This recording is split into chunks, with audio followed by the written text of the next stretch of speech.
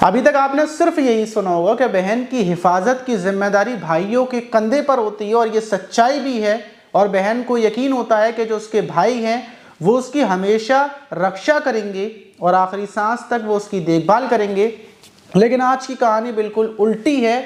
जो रक्षा करने वाले थे, जो भाई थे, सगे भाई, वो राक्षस बन जाते हैं और अपनी बहन के साथ भाई मिलकर एक 14 साल की मासूम बहन के साथ महीनों से रेप करते हुए आ रहे थे। जब एक भाई रेप कर रहा होता, दूसरा देखता, दूसरा भी रेप करने लगता, और उस सगी बहन के साथ, मासूम सी बहन के साथ ये घटना कई महीनों से होती हुई आ रही थी। लेकिन ना माता पिता को खबर थी, ना किसी को इस बारे में पता थी। और एक दिन इस घटना का खुलासा होता है, और हैरत की बात ये देखिए कि रेप करने वाले भी जो भाई थे वो नाबालिग थे।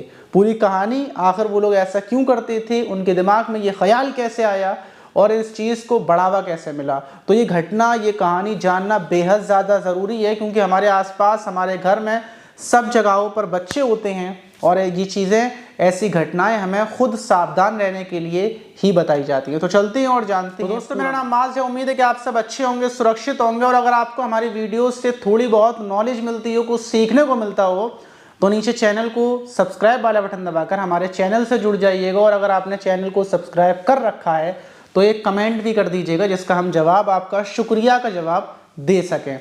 तो आज की जो घटना है उसकी तरफ बढ़ते हैं। घटना मुंबई की है। मुंबई का एक इलाका है, मीरा रोड इलाका। वहीं पर एक स्कूल है। 3 मार्च को उस स्कूल में सारे बच्चे रोज़ाना की तरह पढ़ने के लिए आते हैं। वहीं 7वीं क्लास में जो क्लास था, वहाँ पर एक टीचर बच्चों को पढ़ा रही थी। काफ़ी सारी लड़कियाँ थीं, लड़के भी थे, सबको पढ़ा रही थी। कि उसी बीच जब लंच टाइम होता है और टीचर इधर उधर टहलती हैं, तो एक लड़की अपनी टीचर के पास जाती है, जो काफ़ी मायूस थी, जो रोई सी जा रही थी। और वो टीचर से बोलती है कि मैम, मैं आपको एक बात बताना चाहती हूँ, मैं बहुत ज़्यादा परेशान हूँ, क्या आप मेरी परेशानी को दूर कर सकती हो। वो बोलती है कि बेटा बताओ क्या बात है। जो लड़की थी उसकी उम्र 14 साल थी, उनकी उस मैम की स्टूडेंट थी, इसलिए वो पूछती हैं बताओ तुम्हें क्या परेशानी है, किसी बच्चे ने तुम्हें मारा है, तुम्हारा खाना छीन लिया, या फिर क्या कर दिया है, तुम खाना नहीं खा रही हो, मेरे पास आई हो, जल्दी से बताओ। तो ये बात सुनने के बाद वो बच्ची रोने लगती है और बोलती है कि मैम, मेरे घर पर मुझे बहुत ज़्यादा परेशान किया जाता है, बहुत ज़्यादा टॉर्चर किया जाता है, अब मेरे पेट में भी दर्द हो रहा है, मुझसे बर्दाश्त नहीं होता, प्लीज़ आप मेरी मदद कर दें, मेरी मदद करने वाला कोई नहीं है। जब मैम पूछती हैं कि पूरी बात बताओ क्या हुआ है, तो बच्ची बताती है कि जो मेरे भाई हैं, 2 भाई हैं, वो दोनों भाई मेरे साथ गंदी हरकत करते हैं, मेरे साथ ज़बरदस्ती रेप करते हैं। ये सुनते ही मैम के पैरों तले ज़मीन निकल जाती है। फ़ौरन उस बच्ची को लेकर प्रिंसिपल के पास जाया जाता है, और जो बच्ची थी, बच्ची के माता पिता को फ़ोन किया जाता है, जो दोनों मज़दूर थे, वहीं पर एक छोटी सी फैक्ट्री में जॉब करते थे।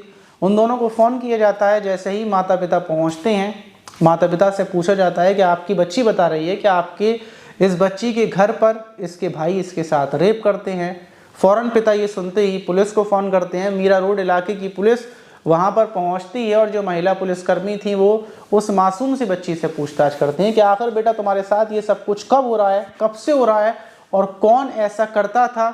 जब माता पिता ये बताते हैं कि इसके जो भाई हैं उसमें एक भाई की उम्र 17 साल है और दूसरे भाई की उम्र 12 साल है। हम लोग तो कंपनी में, वहाँ पर फैक्ट्री में जॉब करते हैं, ये बच्चे पढ़ने के लिए आते हैं और पढ़ने के बाद घर चले जाते हैं। बच्चे ही घर पर रहते हैं, हम शाम के टाइम आकर देखते हैं। वहीं जब उस बच्ची से पूछताछ की जाती है तो महिला पुलिसकर्मियों को बच्ची ये बताती है कि पहले 1-1.5 महीने पहले से जो मेरा भाई है, 17 साल का भाई, वो मुझे गंदी वीडियोज़ दिखाता। फ़ोन में वीडियो दिखाने के बाद मेरे साथ गंदी हरकत करता, मैं उसका विरोध करती। इस चीज़ का विरोध करने के बाद उसने 1-2 बार मेरे साथ गंदे तरीके से, ज़बरदस्ती से गंदी हरकत की, गलत काम किया। और फिर ये मामला होने के बाद जो दूसरा वाला भाई है, जिसकी उम्र 12 साल है, वो मुझे देख लेता है, मतलब भाई को देख लेता है ऐसी हरकत करते हुए। फिर वो भी आ जाता है और दोनों भाई मिलकर अब मेरे साथ पूरे अकेले घर में ज़बरदस्ती रेप किया करते थे। मैं इसका विरोध करती तो वो मुझसे बोलते कि अगर मैं विरोध करूँगी तो वो लोग चाकू से मार देंगे, वो मेरी जान ले लेंगे, और पिता को यही बताएंगे क्या हमने ऐसा कुछ भी नहीं किया। और मेरे पास कोई प्रूफ भी नहीं था। इस वजह से मैं सोचती हूँ कि आखिर मैं ये बात किसको बताऊँ, अपने माता पिता को बताऊँ। मुझे बहुत ज़्यादा शर्म आ रही थी, इस वजह से मैं बता नहीं पाई। और लगभग ये 1 महीने से बराबर मेरे साथ हर रोज़ रेप करते थे। पुलिस ये सुनते ही फ़ौरन जो माता पिता थे उनके साथ उस घर में पहुंचती है। वहीं पिता जो थे वो अपने दोनों बेटों को मारने लगते हैं। मारते पीटते हुए वो दोनों बेटों के हाथ पकड़कर पुलिस को सौंप देते हैं। अब पुलिस एक 12 साल का लड़का और एक 17 साल का दोनों को गिरफ्तार कर लेती है। उनसे पूछताछ करती है कि आखिर ये सब उनके दिमाग में कैसे आया। ये दिमाग में अपनी ही सगी बहन के साथ, जिस बहन के साथ वो रहते थे, आखिर ऐसी हरकतें करने की कैसा ख्याल आया। जब उन लोगों से भी पूछताछ की जाती है, पूरी छानबीन करती है पुलिस, तो पता चलता है कि माता पिता के जाने के बाद जो 17 साल का भाई था वो पूरे दिन घर पर अकेला रहता था और अकेले रहकर वो गंदी गंदी वीडियोस फ़ोन में देखता था। उसका पूरे दिन का यही काम था, इधर उधर लड़कियों को देखना, इधर उधर जाना, ये सारी चीज़ें करता था। लेकिन उसकी नज़र आखिर में जो गंदी वीडियोस में दिखाते हैं माँ भाई बहन, इन रिश्तों को कलंकित किया जाता है। जो गंदी वीडियोस में दिखाते हैं, कहानियों में दिखाते हैं, वही कहानियाँ वो 17 साल का लड़का देखता था और उसका जहन पूरे तरीके से बदल गया।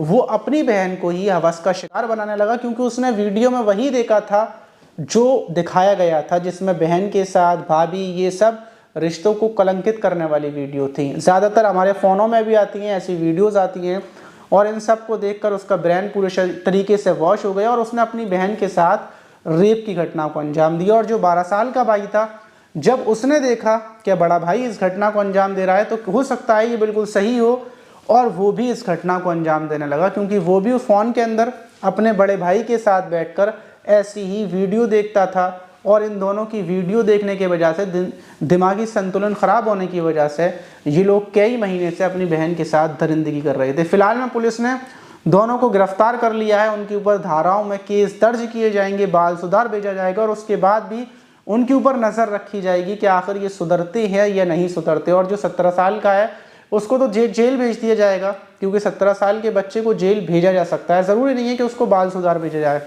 लेकिन ये वीडियो और ये घटना बताने का हमारा मकसद सिर्फ यही था कि आप अपने बच्चों को ये फ़ोन देते टाइम बहुत ज़्यादा सावधानी बरतें। आपका बच्चा कितना भी अच्छा हो, लेकिन जो इसके अंदर वीडियोज़ हैं वो बच्चे ही नहीं बल्कि बड़े बड़े लोगों के दिमागों को ख़राब कर देती हैं।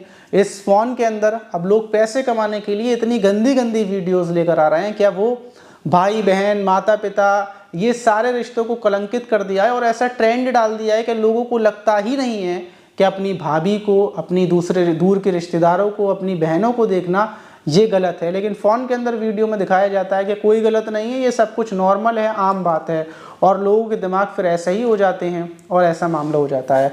तो इसीलिए अपने बच्चों से फ़ोन को दूर रहें, सेफ़ रहें, सुरक्षित रहें। आप इस घटना पर क्या बोलना चाहेंगे कमेंट बॉक्स में ज़रूर बताइएगा। इससे पहले वाली वीडियो में हमने कुछ लोगों के नाम लिए थे जिन लोगों ने कमेंट्स में नाम की बोला था। अगर आप चाहते हैं हम आपके कमेंट्स का जवाब दें या कोई आपका सवाल हो तो आप नीचे कमेंट कीजिएगा, और अगर आपका क्या नाम है, कहाँ से हमारी वीडियोस देख रहे हैं वो भी बताइएगा। हम अगली वीडियो में आपका नाम लेंगे। मिलते हैं किसी और वीडियो में।